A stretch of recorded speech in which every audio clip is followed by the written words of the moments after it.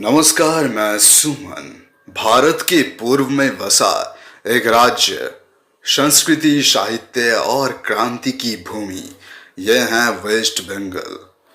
इस भूमि का इतिहास हजारों साल पुराना है। प्राचीन समय में इसे वंग और गौड़ के नाम से जाना जाता था। यहाँ सम्राट अशोक के मौर्य साम्राज्य का प्रभाव रहा और बाद में गुप्त साम्राज्य ने इसे ज्ञान समृद्धि की ऊंचाई तक पहुंचाया। 8वीं शताब्दी में यहाँ पाल वंश का उदय हुआ। इन शासकों ने बौद्ध धर्म और शिक्षा को बढ़ावा दिया। फिर आया सेन वंश, जिसने बंगाल की संस्कृति की और समृद्ध किया। 13वीं शताब्दी में बख्तियार खिलजी के आक्रमण के साथ बंगाल में मुस्लिम शासन की शुरुआत हुई।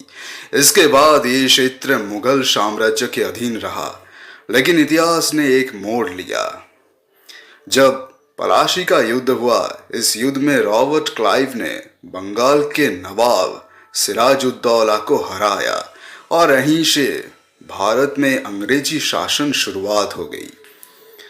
1905 में अंग्रेजों ने बंगाल विभाजन किया, जिसने पूरे देश में स्वतंत्रता की आग जला दी। फिर आया 1947 और बंगाल दो भागों में बंट गया।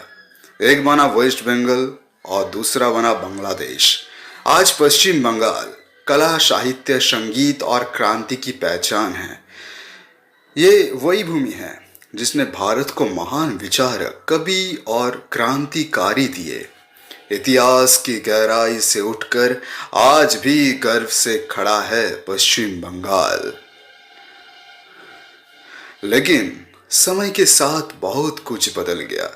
कभी वेस्ट बंगाल भारत की शिक्षा, उद्योग और संस्कृति का सबसे बड़ा केंद्र था।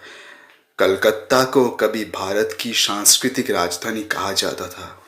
ये वही भूमि है जहाँ से रविंद्रनाथ टैगोर की कविताएं, सुभाष चंद्र बोस की क्रांति और स्वामी विवेकानंद के विचार पूरी दुनिया में गूंजे। लेकिन आज का बंगाल कई नई चुनौतियों का सामना कर रहा है।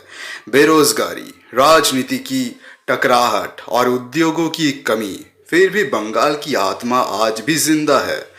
यहाँ की संस्कृति, साहित्य, दुर्गा पूजा और लोगों का जुनून आज भी उतना ही गहरा है, क्योंकि बंगाल सिर्फ एक राज्य नहीं, एक भावना है, एक इतिहास है और एक पहचान है।